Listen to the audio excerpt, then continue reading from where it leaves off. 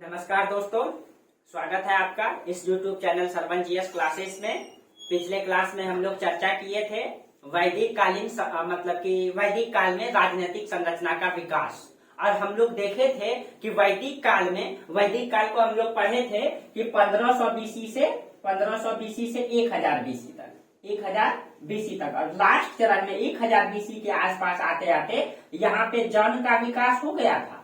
हम लोग देखे थे कि जन का विकास हो गया था। और जन का मतलब एक क्षेत्र जो होता था उसमें जन का मतलब इसमें राजा होता था। और राजा जो है इस समय राजा को मतलब कि प्रशासन मतलब पूर्ण रूप से विकसित नहीं था, लेकिन राजा के पास जो है कि जो जन के लोग थे, जो कबीला के लोग थे, वो लोग टैक्स पहुंचाते, टैक्स नहीं मतलब कि उपहार देते थे। और उस उपहार को बलि कहा जाता है ना, उसको बलि कहा जाता था। उस समय उपहार देते थे। और यही राजा देखेंगे 1000 बीसी उत्तर वैदिक काल में 600 बीसी तक आते आते यही राजा पूर्ण रूप से यहाँ के राज नियंत्रण हो जाएगा। ये जन जो है जनपद से जो है जनपद बन जाएगा। फिर जनपद के बाद महाजनपद बन जाएगा। और यही महाजनपद में जब राजा बनेंगे, ठीक है, तो ये पूरा प्रशासन को मतलब कि पूर्ण रूप से विकसित कर देगा। और ये जो है टैक्स निर्धारित कर देगा। यहाँ पे राजा को उपहार दिया जाता था, लेकिन ये राजा क्या हो जाएगा, टैक्स निर्धारित कर देगा। धीरे धीरे जब उसका पावर बढ़ जाएगा तो ये हम लोग जो इस समय जो जन का उल्लेख आता है, इससे देखिए यहाँ जो जन का उल्लेख आता है, यहाँ पे बहुत सारा जन का भी उल्लेख आता है। जैसे कहा जाता है कि ये जो आपका रावी नदी है, रावी नदी को उसमें जो है वैदिक ग्रंथों में पुरुषनी नदी कहा गया है। पुरुषनी नदी, रावी नदी को कहा गया है पुरुषनी नदी। और पुरुषनी नदी के पास एक जन हुआ करता था, वहां पे एक जन हुआ करता था भरत जन। यहाँ पे एक जन हुआ करता था भरत जन, मतलब वही कबीला, ठीक है। और भरत जन का जो राजा हुआ करता था, भरत जन का राजा था इस समय दिवोदास। भरत जन का राजा था दिवोदास। और दिवोदास का पुरोहित था उस समय। दिवोदास का पुरोहित था विश्वामित्र, ठीक है। और कहा जाता है पुरोहित, आपको बताए ही थे कि जब राजा युद्ध में जाता था या कोई भी कार्य करने से पहले पुरोहित का सलाह लेता था। पुरोहित ब्राह्मण वर्ग में आता था और राजा जो है क्षत्रिय वर्ग में आता था। युद्ध में जो है कि पुरोहित जो है साथ में जाता था, राजा को सलाह देता था, राजा को हमेशा बताते रहता था, मोटिवेट करते रहता था, ठीक है। तो यही पुरोहित था। विश्वामित्र राजा दिवोदास का पुरोहित था, ठीक है। और आसपास में बहुत सारे कबीला थे, आसपास में छोटे छोटे कबीला, यानी कि वो लोग तो कबीलाई समाज था, तो कबीला बना करके इसी को जन कहा जाता था, ठीक है। इसी कबीला को क्या कहा जाता था, जन। तो आसपास में बहुत सारे जन थे। एक जन भरत जन था, इसका राजा दिवोदास था। दिवोदास का पुरोहित विश्वामित्र था, इसका उल्लेख आया है, ठीक है। तो कहा जाता है कि दिवोदास ने क्या कर दिया, विश्वामित्र को अपना पुरोहित हटा दिया और इन्होंने अपना पुरोहित जो है वशिष्ठ मुनि को बना दिया। जब वशिष्ठ मुनि को जो है इन्होंने पुरोहित बना दिया दिवोदास ने, तो विश्वामित्र इससे क्रोधित हो गया तो दिवोदास के खिलाफ जो है युद्ध की घोषणा कर दिया, ठीक है। और यही युद्ध जो लड़ा गया था, यही पुरुषनी नदी के किनारे और विश्वामित्र और दिवोदास के बीच। देखिए अब जो युद्ध लड़ा गया था, दिवोदास राजा है और वर्सेस किसके बीच, विश्वामित्र के बीच। इन दोनों के जो बीच युद्ध हुआ था, वो उस युद्ध का नाम है दशराग्य युद्ध। दशराग्य मतलब 10 राजाओं के बीच युद्ध हुआ था। और ये हुआ था पुरुषनी नदी के किनारे।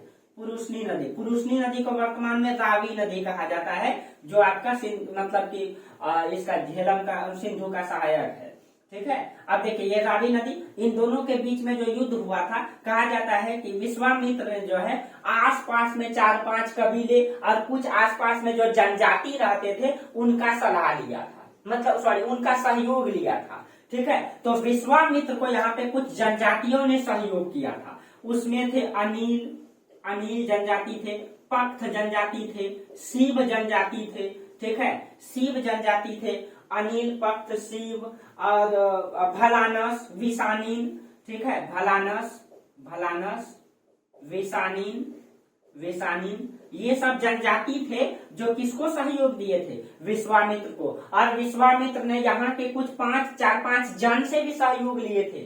4-5 जन मतलब कि राजाओं से, छोटे छोटे जन से सहयोग लिए थे। उसमें से आपका था, उसमें था आपका कुरु था, उसमें कुरु था, उसमें तुर्बुस था, तुर्वस था, तुर्वस। और तुर्वस, सॉरी नहीं, यहाँ कुरु नहीं, पुरु था। पुरु तो यही बाद में जो बनेगा ना, ये आपका तुर्वस। और इसी में आपका था पुरु था। और इसमें द्रुहु, अनु, एक था द्रुहु, एक था आपका अनु। ये सब जन हुआ करता था। ये सब जो है जन था, ये सब जन जो है किसको सहयोग किया, विश्वामित्र को।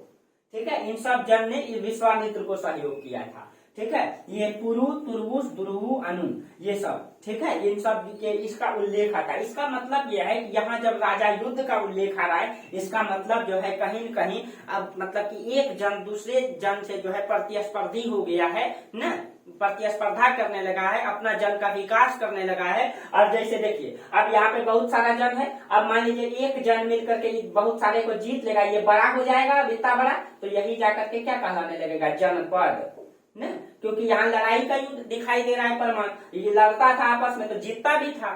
ठीक है, जनपद। और यही जनपद धीरे धीरे आपस में सब को जीत लेगा, तो यही आगे जाकर के क्या कहलाएगा, महाजनपद। क्या कहलाएगा, महाजनपद। और यही 600 BC तक आके आपका इन सब क्षेत्रों में 16 गो महाजनपद दिखाई देता है। देखिए, अब कहा जाता है कि ये जो आपका दिवोदास था, ये कौन सा जन का था, ये भरत जन का था। ठीक है, भरत जन का जो पहला राजा था, ये दुर्गा था, इसका पहला राजा।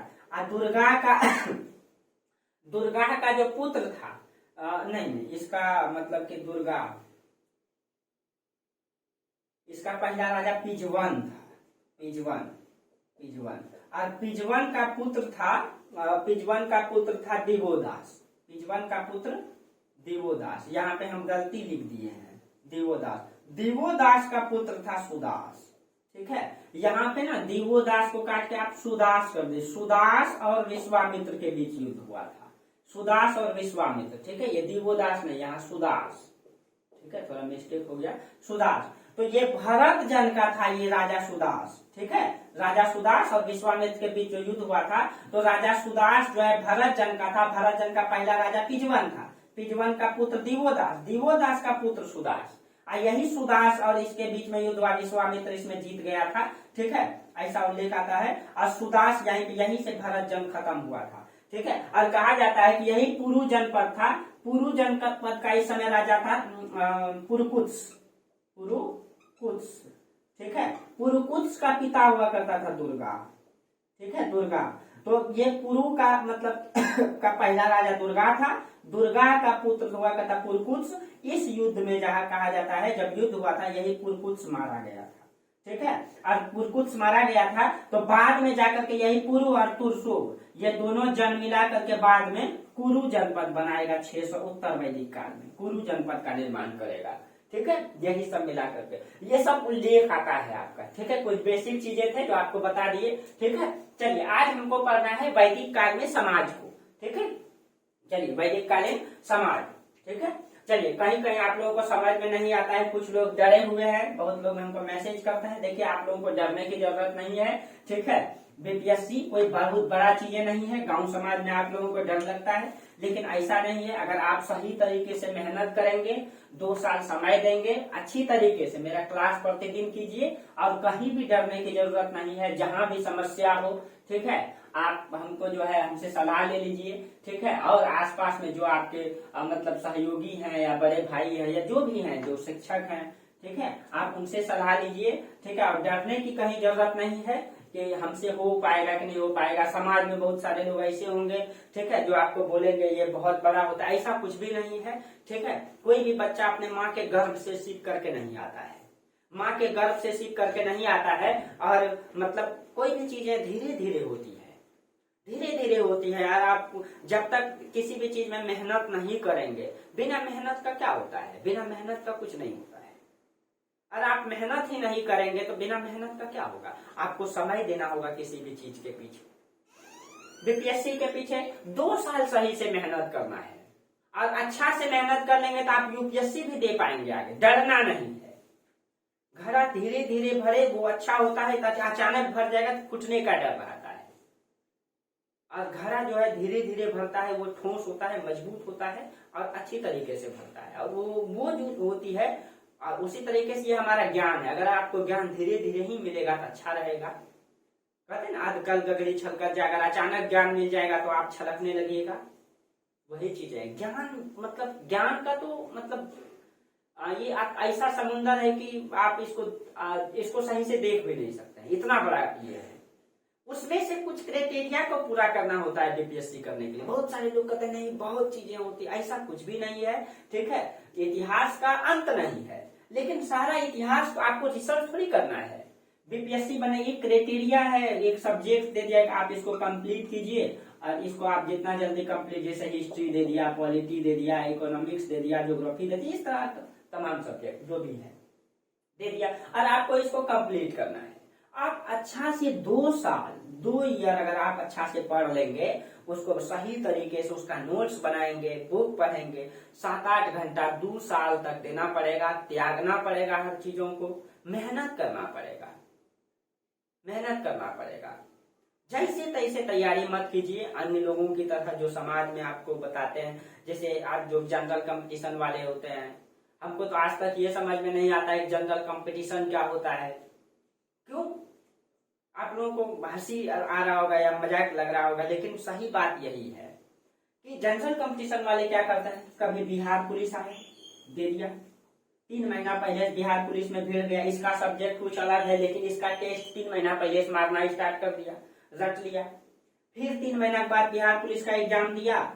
अब देखिए, मान लीजिए 100% स्टूडेंट तैयारी करता है, होगा कितना परसेंट का? 5% का। और 5% जो रियल तरीके से मेहनत करता है उसी का होगा।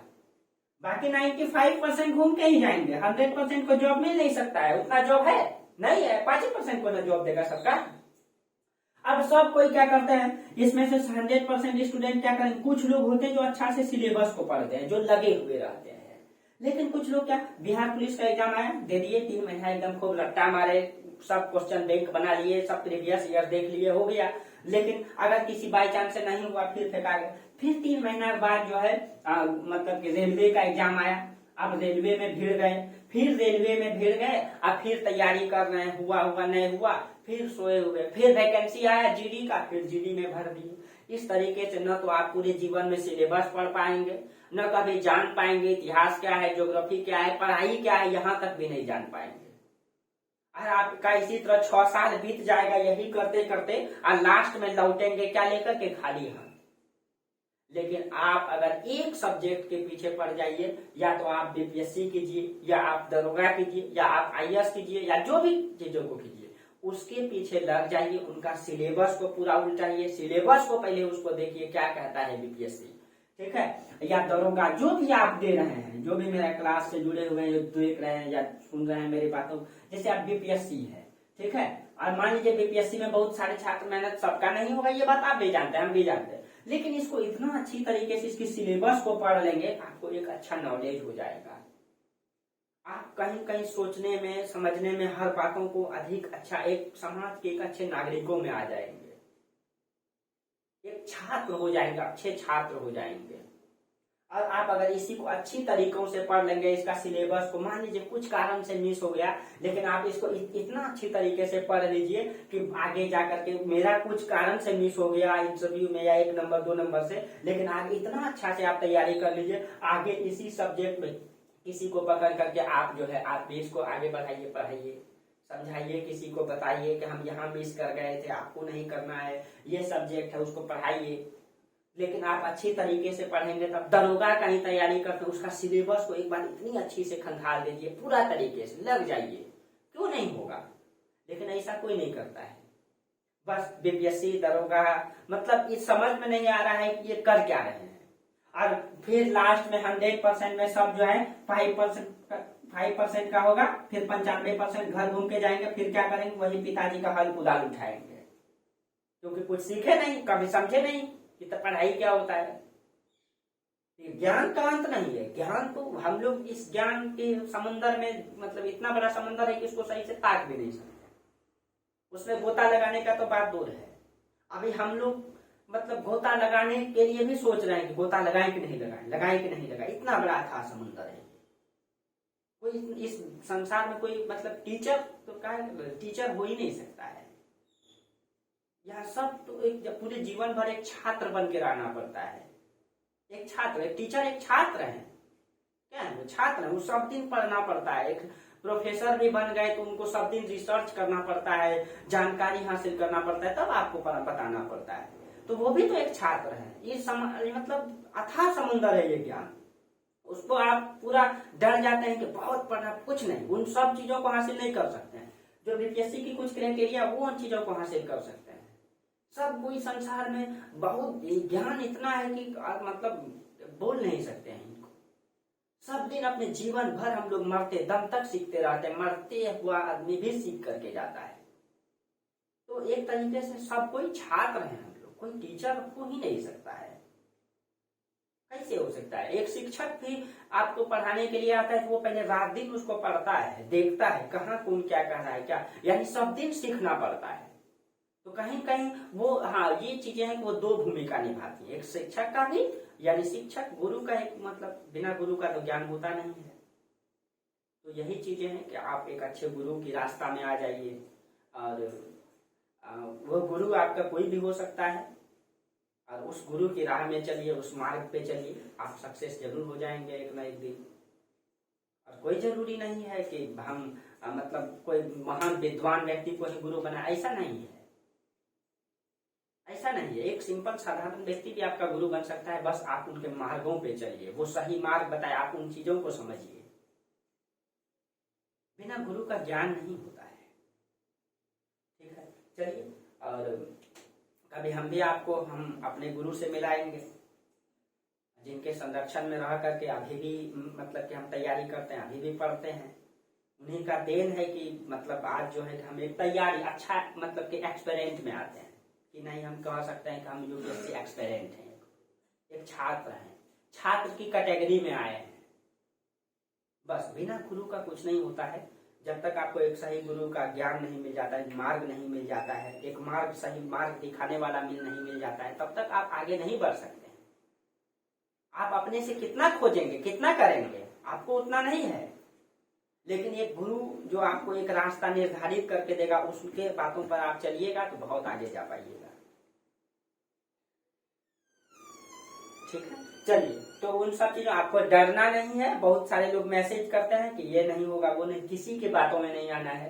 कोई भी बच्चा पैदा लेता है, उनका जो माइंड होता है ना सबका, वो 1350 ग्राम का होता है। कोई एक्सेप्शनल एक दो बच्चा हो जाता है, थोड़ा माइंड अलग टाइप का तेज हो जाता है, कोई ज्यादा मतलब कि स्लो मध्यम हो जाता है। लेकिन लगभग लोगों का माइंड समान होता है। बस आप मेहनत कीजिए, आप अपने आप को पहचानिए कि हम ये कर सकते हैं, और सही मार्गों पर चलिए। किसी के बताए हुए जो अच्छे मार्ग आपको दिखा रहे हैं उनके बातों पर चलिए। ठीक है, आप एक ना एक दिन जरूर आगे बढ़ जाएगा। धीरे धीरे करिए और डरना नहीं। अचानक कोई भी चीज आपके जीवन में नहीं हो सकता है, या मेरे जीवन में नहीं हुआ है। अभी तो हम लोग कुछ भी नहीं, हम लोग तो अभी एक छात्र हैं, तैयारी कर रहे हैं, और आपको साथ साथ जो ज्ञान है एक दो सब्जेक्ट का उनको आपके पास साझा कर रहे हैं। हम कुछ भी नहीं है इस समय, तो एक छात्र हैं, और आपके साथ भी जो मैं ज्ञान हासिल किया उन सब चीजों को आपके साथ साझा कर रहे हैं जो मेरे गुरु ने मुझे दिया है। और बिना गुरु का ज्ञान नहीं हो सकता है।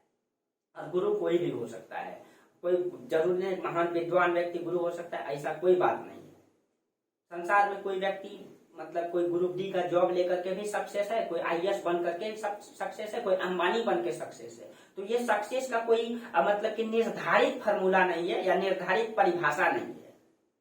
अगर आप सही तरीके से अपने इच्छाओं को मार करके अपने मतलब कि एक ज्ञान को मतलब निर्धारित ज्ञान को लेकर के अपने आप को सही जीवन जी रहे हैं, आपको हर सुविधाएं सही से मिल जा रही है, और आप उसी जीवन में सक्सेस है, खुशी है, तो आप वही सक्सेस है।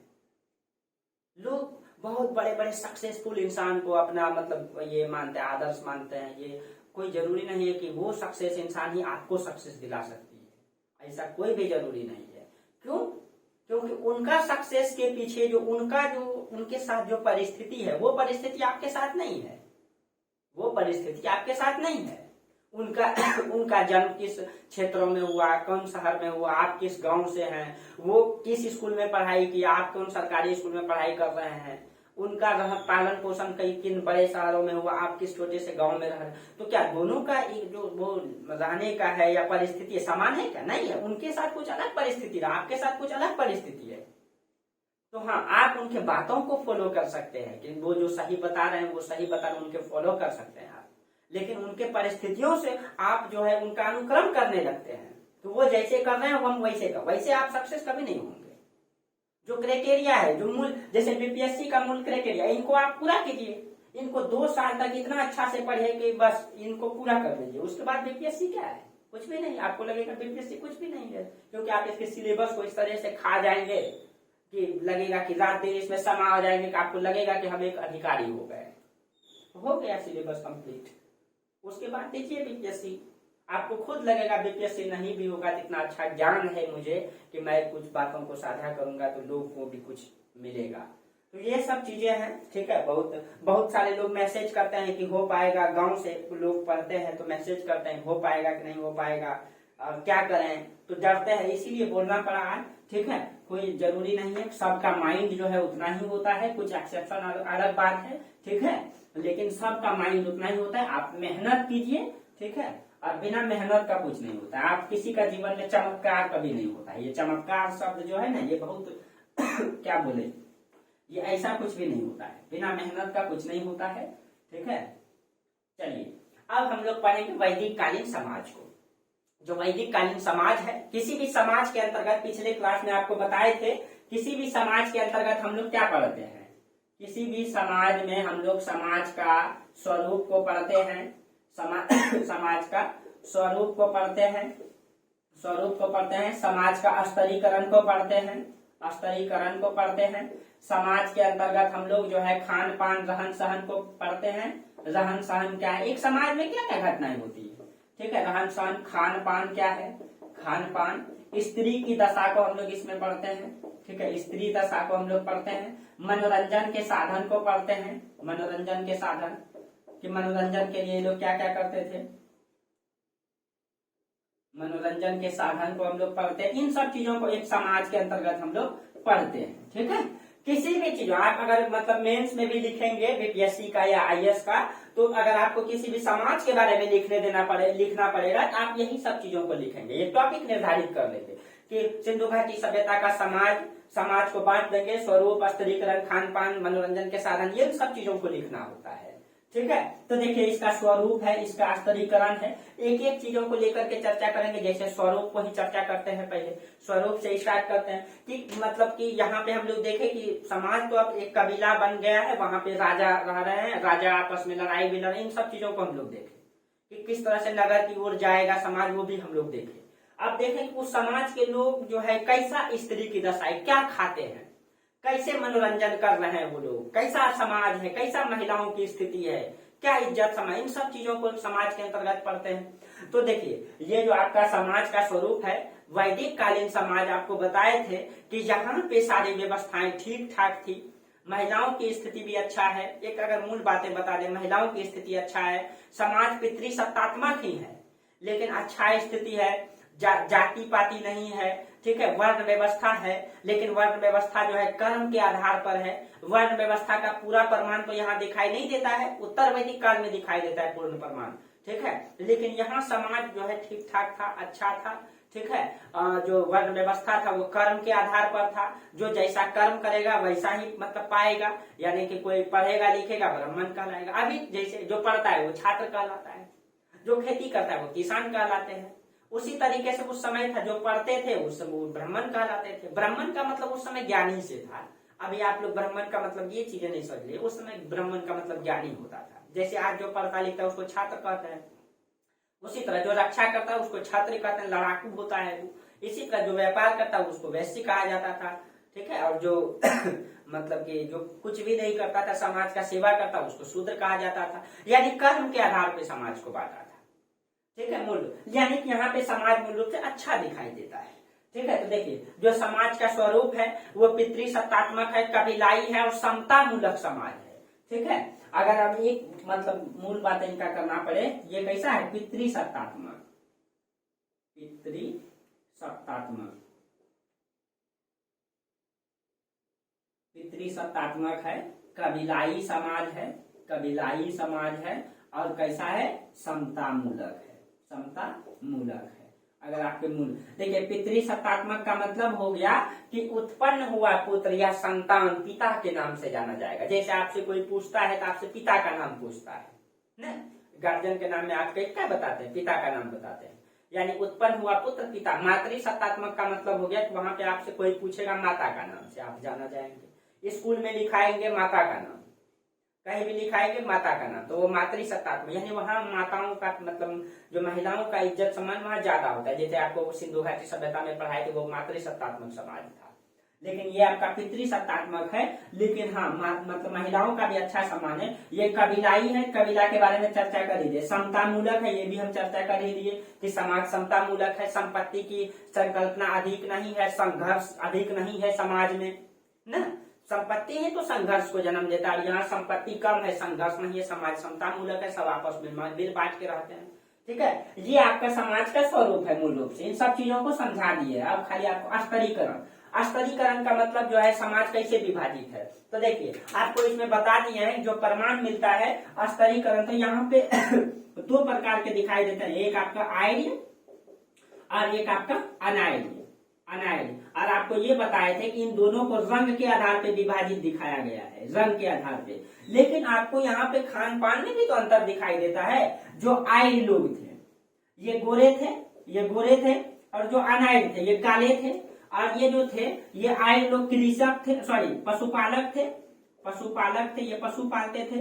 और ये जो है कृषक थे, कृषक थे। बाद में ये कृषक बनेंगे लेकिन शुरुआती चरण में तो नहीं है। ठीक है, तो देखिए यहाँ पे रंग के आधार पर भी अंतर दिखाए। हाँ, ये अनार्य लोग जो थे मांस का मतलब सेवन करते थे, मांस का अधिक सेवन करते थे। ये लोग भी मांस का सेवन करते थे लेकिन बहुत कम करते थे। तो खान देखिए अब ऐसे हम कहें तो इसका व्यवसाय में भी अंतर है, रंग के आधार पे भी अंतर है, खान पान में भी अंतर है, यानी कि कई आधार पे, भाषा के आधार पे भी मतलब कि अंतर दिखाई देता है। लेकिन हम इसको खाली बांटे हैं रंग के आधार पे, लेकिन अंतर तो इसमें कई आधार पे दिखाई देता है ना, अंतर तो कई आधार पे दिखाई देता है। अब देखिए आपको बोले थे जो ऋग्वेद है, ये वैदिक काल में हम लोग ऋग्वेद को पढ़ते हैं। ठीक है, ऋग्वेद को पढ़ते हैं। अब ऋग्वेद में कितना मंडल है, 10 मंडल है, 1 से लेकर के 10 तक है। ठीक है, ये 10वां मंडल को बाद में जोड़ा गया है, फर्स्ट मंडल को भी बाद में जोड़ा गया है। बाकी दूसरे जो मतलब 7 तक ही पुराना है, बाद में 9 के बारे में चर्चा करेंगे। इन सब चीजों का अलग से चर्चा करेंगे। ठीक है, आर्ट एंड कल्चर में। ठीक है, इसमें आपको जरूरत नहीं है अभी। अब देखिए 10वें मंडल के पुरुष सूक्त में जो है चातुर्वर्ण व्यवस्था का उल्लेख किया गया। 10वें मंडल का मतलब लास्ट में, लास्ट का मतलब ये हो गया कि 1000 बीसी के बाद, 1000 बीसी के आसपास, 1000 बीसी के आसपास, यानी कि कहीं कहीं उत्तर वैदिक काल आने वाला है। उत्तर वैदिक काल के आसपास में चातुर्वर्ण व्यवस्था का प्रमाण मिलता है। ठीक है, चातुर्य वर्ण व्यवस्था, वर्ण व्यवस्था, चातुर्वर्ण व्यवस्था वही। ठीक है, जो वर्ण व्यवस्था है। ठीक है, इधर हम लिख देते हैं वर्ण व्यवस्था क्या है आपका, ब्राह्मण है, ब्राह्मण है, क्षत्रिय है, वैश्य है और आपका शूद्र है, शूद्र है। ये आपका वर्ण व्यवस्था है, शूद्र। ये चार, इसको जो है शुरुआती चरण में कर्म के आधार पर बांटा गया है। देखिए ये 10वें मंडल में इसका प्रमाण मिलता है। इसमें ये कहा गया है, पुरुष सूक्त में ये कहा गया है, ये जो आपका 4 वर्ण है ये पुरुष सूक्त में लिखा गया है। ठीक है, ऋग्वेद के पुरुष सूक्त में, पुरुष सूक्त में, पुरुष सूक्त में ये कहा गया है कि इनकी उत्पत्ति जो है, इनकी उत्पत्ति जो है पुरुष सूक्त में ये लिखा गया है, इनकी उत्पत्ति आदि ब्रह्मा के, आदि ब्रह्मा के मुख से जो है ब्राह्मण, जांग से क्षत्रिय। ठीक है, और आपका मतलब कि सॉरी नहीं, मुख से ब्राह्मण, कंधा से, ठीक है, कंधा से क्षत्रिय, जांग से ब्राह्मण, पैर की शुद्ध की उत्पत्ति हुई, पैर से शूद्र की उत्पत्ति हुई। ठीक है, लेकिन कहीं कहीं ये जो आदि ब्रह्मा की यहाँ संकल्पना की बात की गई है, इसको कोई देखा है क्या, नहीं देखा है। इसको कोई नहीं देखा है। इसका मतलब यह है कि अगर इस तरीके से समाज को, वर्ग व्यवस्था को बताया गया है इसमें, ठीक है, आप इसको जानेंगे क्योंकि जानना तो स्वाभाविक है। लेकिन आदि ब्रह्मा को किसी ने देखा है क्या? किसी के मुख से, किसी की कंधा से, किसी की जंघा से, किसी की पैर से किसी की उत्पत्ति बताई गई है। ये तो आपका मतलब कि ये आपका धार्मिक संकल्पना है।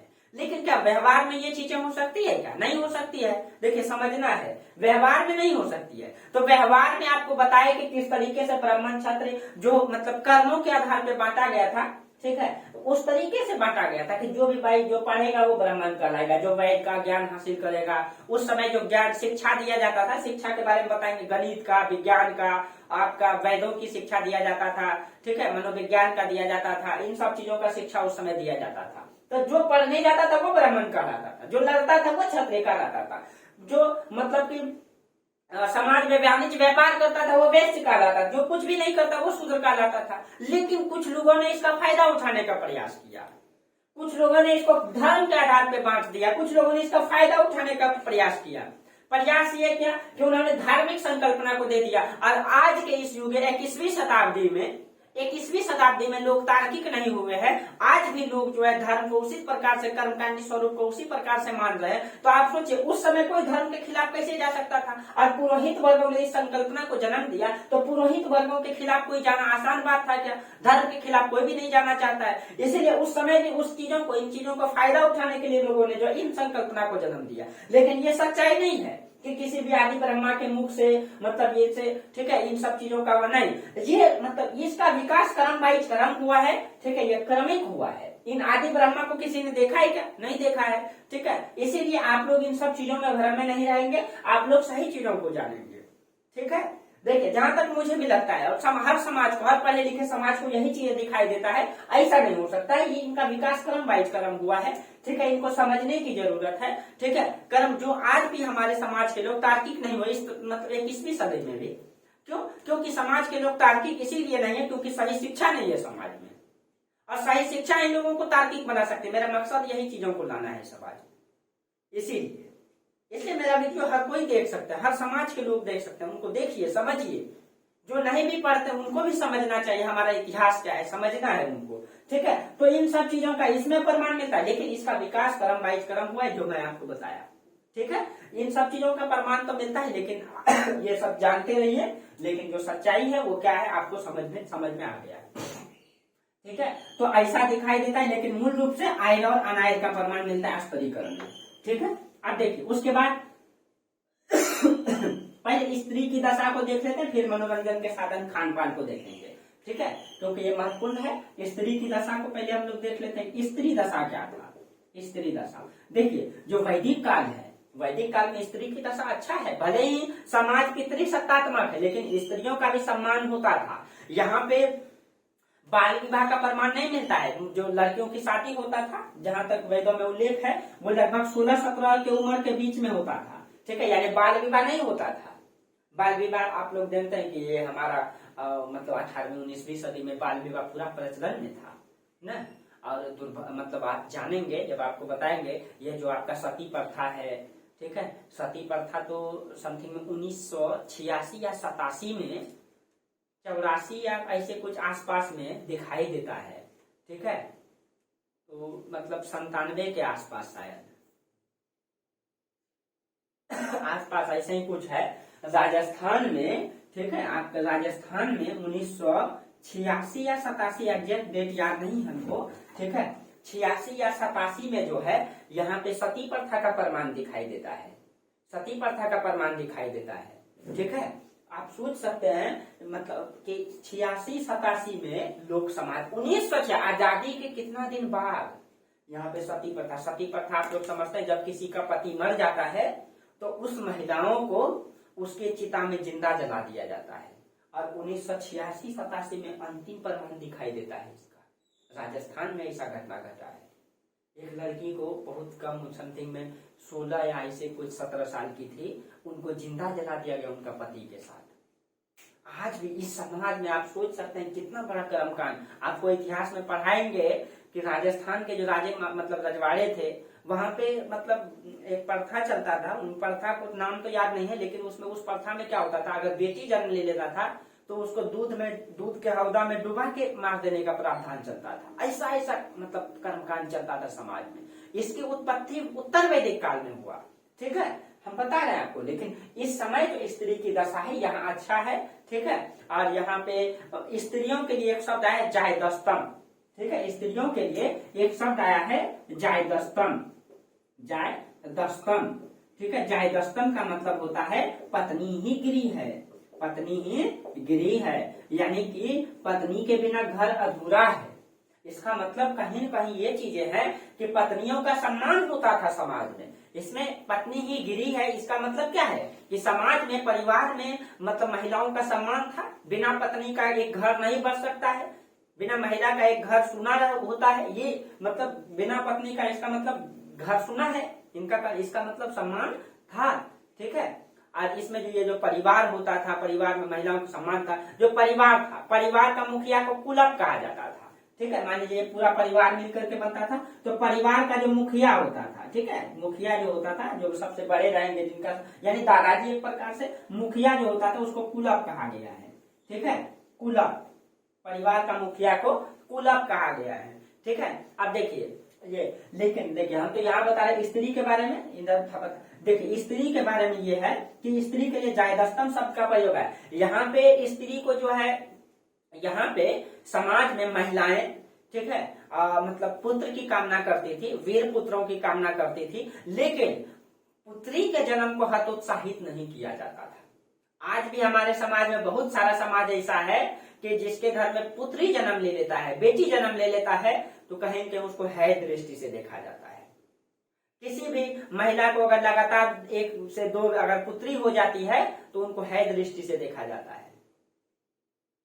लेकिन यहाँ पे कहा जाता है कि पुत्री का मतलब कि वीर पुत्रों की कामना तो किया जाता था, लेकिन पुत्री का जब जन्म होता था उसमें भी लोग खुशियां ही मनाता था, उसको हतोत्साहित नहीं करता था, जो बात के समाज में दिखाई देता है, ठीक है। कहा जाता है कि हम लोग जानते हैं कि जो हिंदू परंपरा के अनुसार मनुष्य के जीवन में 16 संस्कार होते हैं, 16 संस्कार, जैसे कि जो गर्भ में होता है गर्भाधान संस्कार, ठीक है, बहुत सारे मतलब मुंडन संस्कार, अंतिम में हम लोग जानते हैं कि दाह संस्कार होता है, जब मनुष्य मृत्यु हो जाता है, दाह संस्कार। इन 16 संस्कार के बारे में आर्ट एंड कल्चर में आपको बताएंगे, ठीक है। तो एक हिंदू परंपरा के अनुसार मनुष्य का जो जीवन होता है उसमें 16 संस्कार होता है। और एक जो मतलब जब कोई बच्चा शिक्षा लेने के लिए, ग्रहण करने के लिए जाता है, तो उसको जो है ना उपनयन संस्कार कहा जाता है, उपनयन संस्कार, उपनयन संस्कार। उपनयन संस्कार से शिक्षा का प्रारंभ होता था समाज में, गुरु के समक्ष जाता था लोग। तो यही कहा जाता है यहाँ पे महिलाओं का भी उपनयन संस्कार होता था, यानी शिक्षा का जो अधिकार था वो महिलाओं को भी था, यानी कि पुत्र को तो था ही, लेकिन पुत्री को भी उपनयन संस्कार का अधिकार। इसका प्रमाण ये है कि ऋग्वेद का जो 8वें मंडल है, 8वें मंडल का जो कुछ मंत्र है, उस मंत्र को कुछ स्त्रियां ने लिखी है। उस समय विद्वान महिलाएं का उल्लेख आया है, और उस विद्वान में यानी कि जो जो आपका ऋग्वेद है, ये आपका ऋग्वेद है, ऋग्वेद का जो 8वां मंडल है, 8वां मंडल का जो कुछ मंत्र है, इसका मंत्र जो है कुछ महिलाएं ने किया है, कुछ महिलाएं ने किया है। उसमें से था आपका विश्वरा,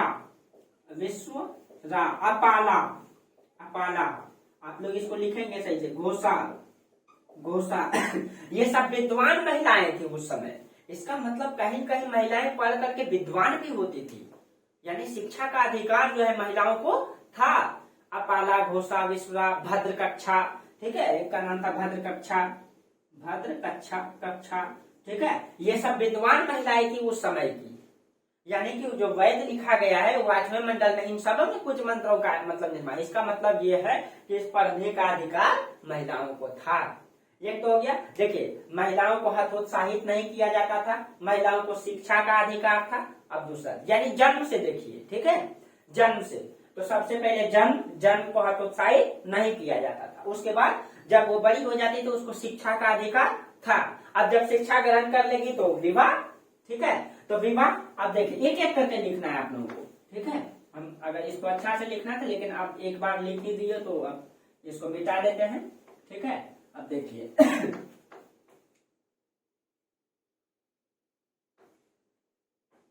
अब देखिए तो देखिए स्त्री दशा हम लोग चर्चा कर रहे हैं, ठीक है। स्त्री दशा, स्त्री दशा में हम लोग जन्म को देखे, जन्म को हतोत्साहित नहीं किया जाता था। जन्म के बाद शिक्षा, शिक्षा का प्रावधान था, क्योंकि शिक्षा का प्रारंभ होता है उपनयन संस्कार से। उपनयन संस्कार, और उपनयन संस्कार जो है महिलाओं का भी होता था, और इसका प्रमाण यह है कि अपाला घोषा विश्वरा जैसे मतलब महिलाएं जो थी वो शिक्षा ग्रहण की थी, ठीक है। उसके बाद है आपका उसके बाद आपका विवाह, ठीक है। इसके बाद शिक्षा के बाद क्या, विवाह, ठीक है। जो इनका विवाह होता था, ये मतलब कि ये उल्लेख है लगभग 16 से 17 उम्र साल के बीच में आसपास में, या 16-17 साल के बाद ही होता था। इससे पहले शादी यानी कि मतलब बाल विवाह का प्रचलन नहीं था, बाल विवाह का प्रचलन नहीं था, ठीक है। बाल विवाह का प्रचलन नहीं दिखाई देता है, ठीक है। छांदोग्य उपनिषद में जो है और मतलब ये उत्तर वैदिक काल का है, ठीक है। मतलब कि पुत्री को पिता से वार्ता करने का भी अधिकार दिया गया है छांदोग्य उपनिषद में, ठीक है। ये चीजें पता दिखता है कि ये उत्तर वैदिक काल का है, ठीक है, छांदोग्य उपनिषद। इसमें पुत्री को पिता से जो है मतलब कि शादी के लिए वार्ता करने का भी अधिकार दिया गया है, कि पुत्री अपने पिता से अपने अनुसार वर चुने, यानी कि अपने पति चुने, उसके लिए जो है बात किया गया है, ठीक है। यानी कि विवाह जो होता था उनका, ठीक है, इनको जो है अपने पिता से मतलब वार्ता करने का भी अधिकार था, ठीक है। रियल केस में ये चीजें भी दिखाई देता है, प्रेम विवाह का भी प्रचलन था, प्रेम विवाह, ठीक है। यानी कि समाज में महिलाओं का ठीक ठाक ही सम्मान था। प्रेम विवाह रियल केस में है, ठीक है, सबको नहीं था, ठीक है। पुत्री के जो विवाह के समय जो उपहार दिया जाता था, ठीक है, जब मतलब परंपरा तो यही था कि उस समय की जो परंपरा जो अभी चलता है कि उस समय एक वधू और वर, मतलब वधू वर आप समझते हैं, मतलब कि दुल्हा दुल्हन, ठीक है। दुल्हा आता था अपने फैमिली को, परिवार को लेकर के, और दुल्हन के यहाँ जो है उनका वही जो आग के चारों तरफ उस समय इस तरह से जो है ये क्या कहते हैं इसको, अग्निकुंड कहते हैं ऐसे, और कुछ इसको कहते हैं हवन कुंड, ऐसे यज्ञ का जो ये रहता है बना हुआ, ठीक है। इसी में चारों तरफ घूम करके 7 फेरा लेकर के, यही प्रचलन उसी समय से आया है, वैदिक काल से ही आया है, ठीक है। इसमें मतलब कि लड़का जो है लड़की के यहाँ आएगा और अग्नि के साथ 7 फेरा लेगा, और जो मतलब ब्राह्मण वर्ग है, कुछ मंत्र जो भी परंपरा है, उन सब चीजों को पूरा करके और लड़का के यहाँ फिर लड़की चल जाएगा, जो अभी भी हमारे समाज में यही परंपरा चलता है, ठीक है, यही चलता है। और जब लड़का के यहाँ जाएगा तो लड़की वाले कुछ उपहार देते हैं, ठीक है, उपहार देते हैं। उस उपहार को इसमें बहतू कहा गया है, ठीक है, बहतू कहा गया है। और यही उपहार बाद में जाकर के दहेज परंपरा को जन्म देगा, दहेज प्रथा को जन्म देगा, ठीक है।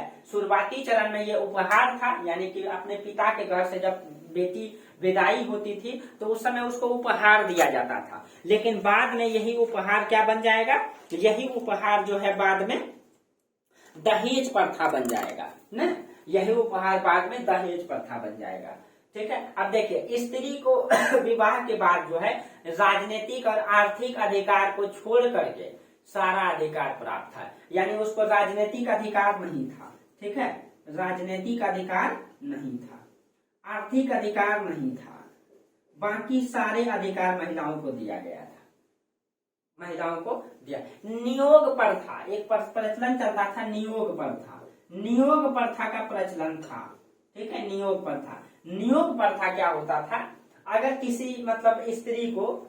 किसी स्त्री को मतलब संतान की उत्पत्ति नहीं होती है, ठीक है, तो उसको समाज में लोग है दृष्टि से देखा जाता है, उसको समाज में लोग है दृष्टि से देखता है, कहीं पे गलत दृष्टि से देखता है, तो उनको समाज में इज्जत दिलाने के लिए, सम्मान दिलाने के लिए नियोग प्रथा प्रचलन में था कि वो जो है अपने देवर के साथ या परिवार के किसी अन्य सदस्य के साथ जो है परिवार की या संतान की उत्पत्ति कर सकता है, ताकि उसको समाज में जो है मतलब कि सम्मान मिले, ठीक है। इसके लिए नियोग प्रथा का प्रचलन था, ठीक है, यानी कि संतान उत्पत्ति, ताकि उनको जो है सम्मान।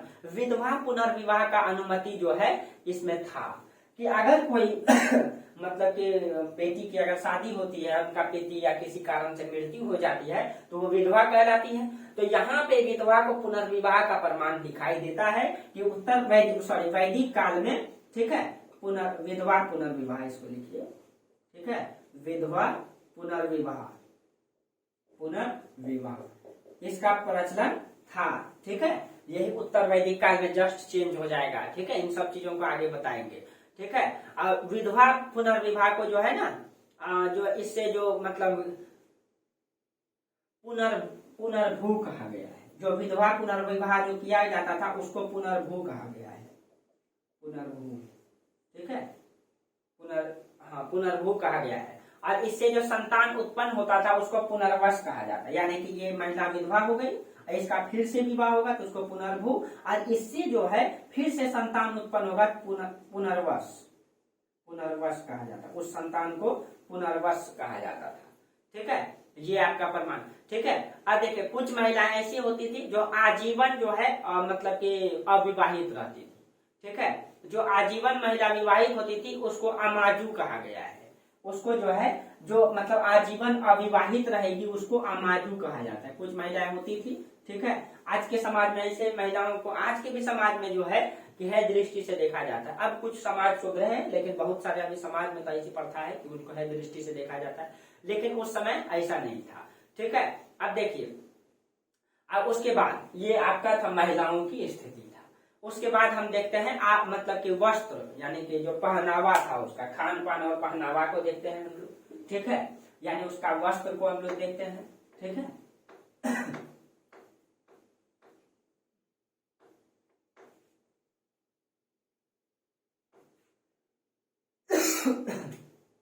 उनका वस्त्र, ठीक है, जो वो लोग जो कपड़ा पहनते थे, कैसा कपड़ा, वस्त्र के लिए 2-3 वर्ड का इस्तेमाल आया है, 2-3 वर्ड का इस्तेमाल किया गया है, ठीक है। वो जो है सूती और ऊनी वस्त्र दोनों पहनते थे, ठीक है।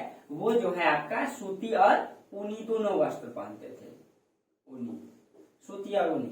और इनके लिए कई सारा शब्द का इस्तेमाल, जैसे नेवी, वासस, ठीक है, अधिवासस, जैसे में आपका नेवी, वासस, अधिवासस, ये शब्द का प्रचलन में आया है, ठीक है। नेवी, वासस, अधिवासस, ये सब जो आपका नेवी होता था, ये कमर का जो मतलब कि नीचे का वस्त्र होता था, कमर का नीचे का वस्त्र को नेवी कहा गया। ये जो आपका होता था ये कमर का नीचे का वस्त्र, ठीक है, इसको नीचे। वासस जो होता था ये कमर का ऊपर का जो वस्त्र होता था उसको वासक, ठीक है, कमर का ऊपर का वस्त्र। और ये अधिवासक जो है एक प्रकार से जैसे आप कह सकते हैं ऊपर से ओढ़ने के लिए, ठीक है, आप इसको दुपट्टा या चादर कह सकते हैं, ठीक है, इसको आप दुपट्टा कह सकते हैं, दुपट्टा, ठीक है, यानी ऊपर से ओढ़ने के लिए। इन सब चीजों का प्रमाण है। उसके बाद इसके इसके अतिरिक्त जो है उष्णीय, वाधुय, अपवाहन, इन सब चीजों का आया है। उसके बाद उष्णीय, उसके बाद उष्णीय जो पगड़ी होता है ना, पगड़ी के लिए उष्णीय शब्द का प्रयोग किया गया है, पगड़ी, ठीक है। उसके बाद आपका वाधुय,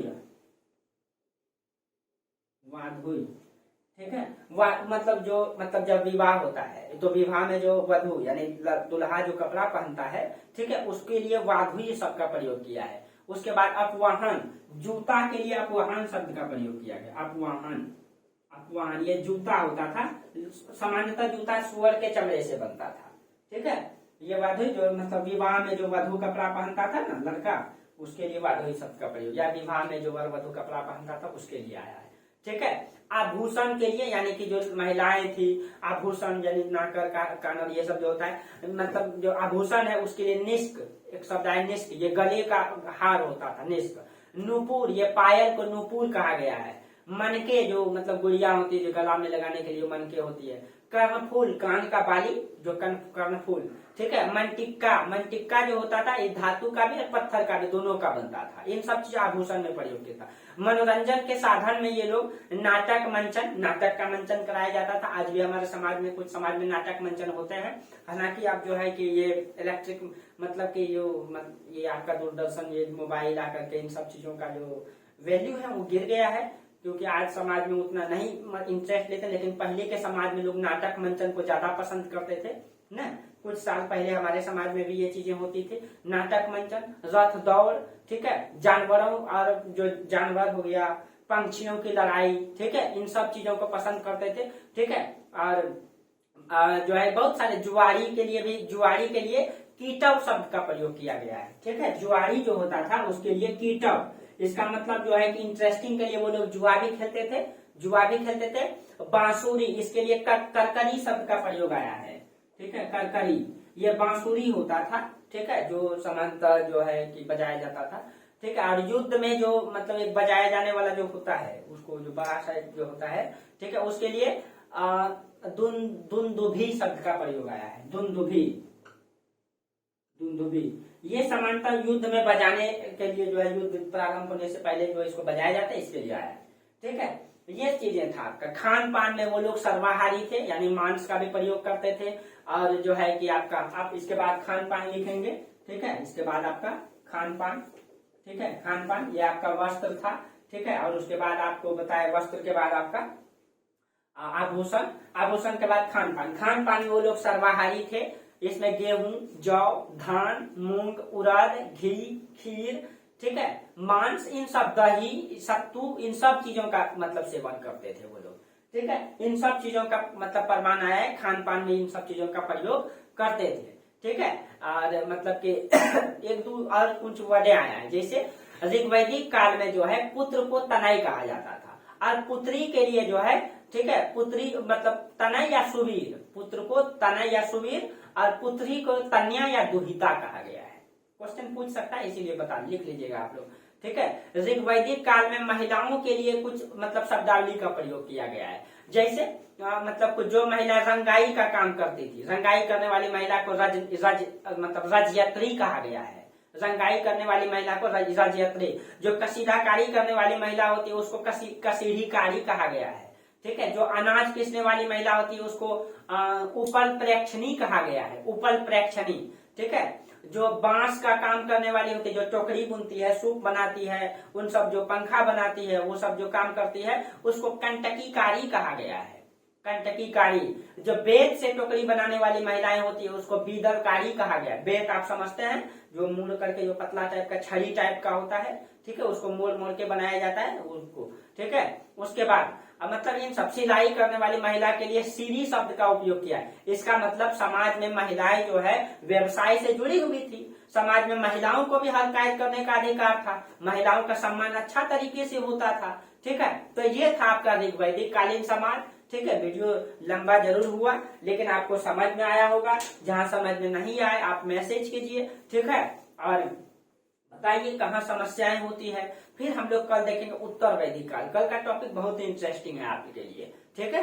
और पूरा वीडियो आप लोग देखिए, नोट्स बनाइए, आप लोगों को नोट्स भी मिल जाएगा, ठीक है। और नोट्स में जो है, नोट्स जो क्या हो गया है, थोड़ा स्पीड में लिखे, इसलिए राइटिंग में कहीं कहीं थोड़ा बहुत आपको समझ में नहीं आएगा, तो आप वीडियो को गौर से देखिए, ठीक है। चलिए आज यहीं तक रहने दीजिए, लंबा वीडियो हो गया, तब तक के लिए आप लोगों को धन्यवाद।